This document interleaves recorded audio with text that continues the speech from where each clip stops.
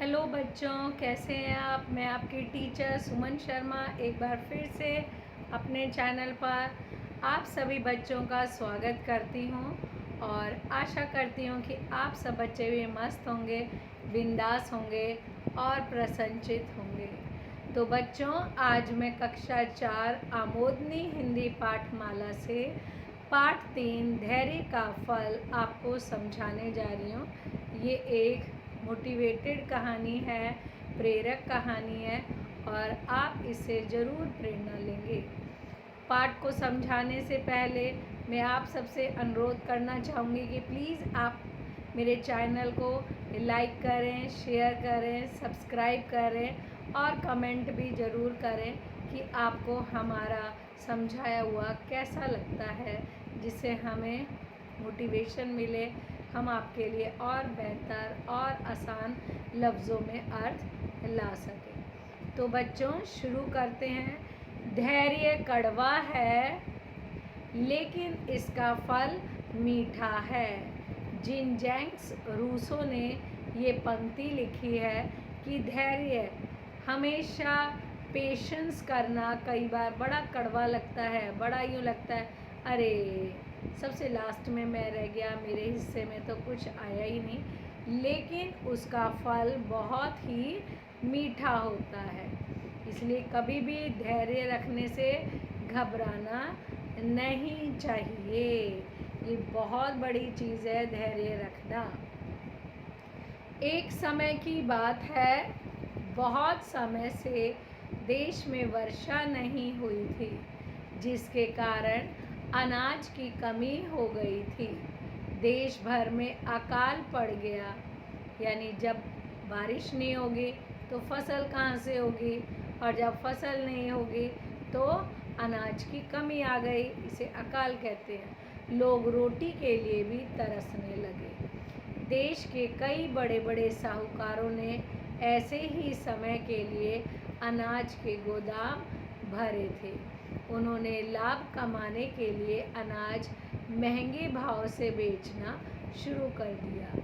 जो कुछ थोड़े बहुत बिजनेसमैन लोग थे, साहूकार थे, उन्होंने अपने गोदाम के अंदर फसलों को, अनाज को स्टोर किया हुआ था कि कभी सूखा पड़े तो हम उस चीज़ को महंगे दाम में बेचकर कैसे फ़ायदा कमा सकें।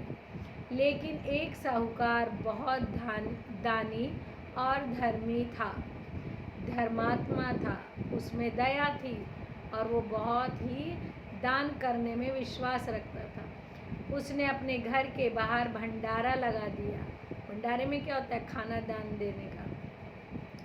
विचार था कि बड़ी उम्र के लोग तो काम करके कहीं ना कहीं रोटी खा सकते हैं, लेकिन छोटे बच्चों को बहुत दिक्कत होती है। उन्होंने कहा बड़े लोग तो कहीं ना कहीं काम करके पैसा कमा कर रोटी कमा लेंगे, पर इन छोटों बच्चों को क्या करा जाए, उसके लिए उसने भंडारा रखा। अतः उसने घोषणा कर दी कि छोटे बच्चे दोनों समय आकर उसके भंडारे से एक एक रोटी ले जा सकते हैं। उसने पूरे शहर में ढिंढोरा पिटवा दिया कि सभी बच्चे यहाँ से आकर एक एक रोटी ले जाएंगे। रोटी पकने के समय नगर के सभी बच्चे वहाँ पहुँचने लगे। सभी बच्चों की निगाह रोटियों वाली टोकरी पर रहती कि किसी तरह उन्हें बड़ी रोटी मिल जाए, क्योंकि ज़्यादा भूख होती थी और उसने कहा था सबको एक एक रोटी मिलेगी, तो हर कोई ये सोचता था सबसे बड़ी रोटी मेरे हिस्से में आ जाए। जब कोई बड़ी रोटी टोकरी में डाली जाती तो उसे हथियाने के लिए सभी बच्चे झपट पड़ते। टोकरी के नीचे पड़ी एक छोटी सी रोटी को कोई भी ना उठाता। उस रोटी जहाँ पे सारी रखी होती हैं, वहाँ पर एक छोटी सी रोटी भी थी, उसे उठाने की कोई कोशिश नहीं करता था। जब सभी बच्चे टोकरियों में से रोटी लेकर जा चुके होते तो टोकरी से नीचे वह एक छोटी सी रोटी बचती थी। वह रोटी नित्य एक छोटी सी बच्ची लड़की के हिस्से में आती, जो पूरे समय बच्चों की छीना झपटी से दूर एक कोने में बैठी रहती। वह बच्चों के लड़ाई झगड़े से दूर ही रहती। जब कभी बच्चे लड़ झगड़ के हटते तो वह गरीब लड़की टोकरी में बची हुई छोटी सी रोटी लेकर अपने घर चली जाती। प्रतिदिन इसी तरह होता था। अब वो बच्ची उन बच्चों की झीना झपटी से हमेशा दूर ही खड़ी रहती, और जब उनका झगड़ा ख़त्म हो जाता या वो एक तरफ हो जाते तो जाकर अपनी वो छोटी सी रोटी लेकर घर को चली जाती।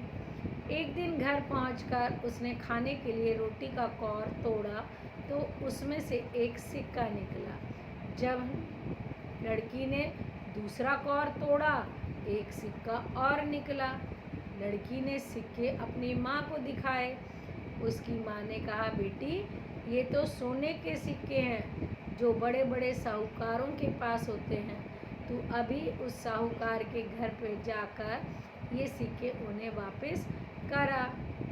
लड़की सिक्के लेकर साहूकार के घर गई। साहूकार की तरफ सिक्के बढ़ाकर लड़की ने कहा, ये सिक्के आपकी दी हुई रोटी में से निकले हैं। रोटी बनाते समय आटे में गिर गए होंगे, इन्हें रख लीजिए। वो छोटी सी बच्ची की माँ ने कहा, बेटा, ये तो सोने के सिक्के हैं, जाओ उस साहूकार को वापस दे आओ। और वो बच्ची अपनी माँ के कहे के अनुसार साहूकार के पास गई और बोली, रोटी बनाते समय, आटा गूंथते समय शायद ये नीचे गिर गए होंगे। साहूकार ने लड़की को अपने पास बिठाया और प्यार से कहा, बेटी, ये सिक्के किसी से नहीं गिरे, ये तो मैंने जानबूझकर उस छोटी सी रोटी में डाले थे जो हम टोकरी में सबसे पहले रखते थे। मैं प्रतिदिन तुम्हें बड़े धैर्य से अपनी रोटी की प्रतीक्षा करते देखता था। मैंने हमेशा ऑब्जर्व करा कि तुम बड़ी पेशेंस के साथ खड़ी रहती, जबकि दूसरे बच्चे बड़ी रोटी पाने के लिए लड़ते झगड़ते रहते थे। मैं इन सिक्कों के द्वारा यह देखना चाहता था कि तुम अपने स्वभाव के कारण बैठी रहती हो या तुम्हारे माता पिता भी तुम्हारी तरह धैर्यवान हैं। कहा, बेटी, मैं तुम्हें ऑब्जर्व करना चाहता था। ये सिक्के मैंने इसलिए डाले थे कि तुम जितनी पेशेंस वाली हो, क्या तुम्हारे माता पिता भी उतने ही धैर्यवान हैं? कि अब मुझे पता चल गया तुम्हारा पूरा परिवार ही धैर्यवान और ईमानदार है। ऐसा उस साहूकार ने कहा। तुम ये सिक्के ले जाओ, ये तुम्हारे धैर्य का फल है, यानी तुमने जो शांति रखी है उसका फल है। अब क्या है? सब्र का ये फल है। अब क्या हुआ? लड़की ने सिक्के लेकर साहूकार ने अपने नौकर के साथ उसको घर भेजा तथा लड़की के पिता को अपने यहाँ अच्छी सी नौकरी दे दी। अब उसने क्या करा? अपने नौकर को उसके साथ भेजा और वो सिक्के भी दे दिए और उसके पिता को एक अच्छी सी नौकरी अपने यहाँ पर दे दी। हमें धैर्यवान और ईमानदार होना चाहिए। तो बच्चों, धैर्यवान भी होना चाहिए, सब्र भी होना चाहिए और ईमानदारी भी होनी चाहिए। चलो एक बार शब्दार्थ दोहराते हैं। अकाल, अकाल यानी ऐसा समय जब अन्न ना मिलता हो, दुर्भिक्ष। धर्मात्मा यानी बहुत भला व्यक्ति, घोषणा यानी ऐलान, स्वभाव यानी आदत, साहूकार यानी बड़ा सेठ, भंडारा यानी भोज, प्रतीक्षा यानी इंतजार, धैर्य यानी धीरज या सब्र। चलिए इसकी एक्सरसाइज आपको कराते हैं। सही शब्द पे रिक्त स्थान भरिए। का, देश के कई बड़े बड़े डैश ने ऐसे ही समय के लिए अनाज के गोदाम भरे थे, साहूकारों।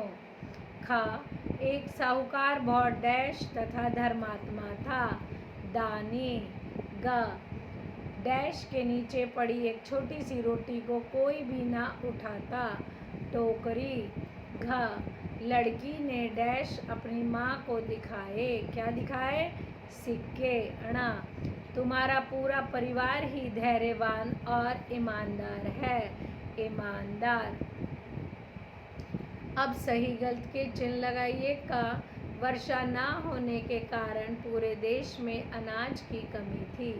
यह कथन बिल्कुल सही है। ख छोटे बच्चे दोनों समय भंडारे से एक एक रोटी ले जा सकते थे। सही। ग गरीब लड़की टोकरी में बची हुई एक बड़ी रोटी लेकर अपने घर चली गई। गलत। घ साहूकार ने लड़की से सारे सोने के सिक्के ले लिए। गलत। चलिए प्रश्न 4 सही कथन पर सही का चिन्ह लगाएं। दानी साहूकार ने अकाल पड़ने पर क्या किया? सही उत्तर है घर के बाहर भंडारा लगा दिया। ख साहूकार ने किसके लिए भंडारा लगवाया? यानी किसके लिए? बच्चों के लिए। अंत में टोकरी में नीचे क्या बचता था? छोटी सी रोटी। छोटी रोटी के कौर में से क्या निकला? उत्तर सोने का सिक्का। अगला है भाषा बोध। निम्नलिखित शब्दों को वाक्य में प्रयोग कीजिए। स्वभाव। आपके चाचा जी स्वभाव से बहुत सज्जन हैं। वाक्य बनाने बच्चों। प्रतीक्षा। अस्पताल में मरीज डॉक्टर के आने की प्रतीक्षा कर रहे थे। धैर्य। धैर्य का फल मीठा होता है। देखभाल। हमें पेड़ पौधों की उचित देखभाल करनी चाहिए। नीचे लिखे शब्दों का शुद्ध करके लिखिए। ईमानदार। ईमानदार में ई की मात्रा बड़ी ई की मात्रा आएगी बच्चों। टोकरी। टोकरी नहीं टोकरी। धर्मात्मा। तुम्हारी। ठीक है बच्चों। अगला है प्रस्तुत कहानी में 5 व्यक्तिवाचक तथा 5 भाववाचक संज्ञा शब्द ढूंढने हैं। तो व्यक्तिवाचक हैं साहूकार, धर्मात्मा, लड़की, माँ, पिता। और भाववाचक हैं विचार, घोषणा, प्यार, स्वभाव, धैर्य। आई होप ये कहानी और एक्सरसाइज आपको अच्छे से समझ में आ गई होगी और आप भी अपने जीवन में धैर्य का यानी सब्र का फल मीठा होता है इसका ज़रूर स्वाद चखेंगे। ओके बच्चों, बाय, टेक केयर।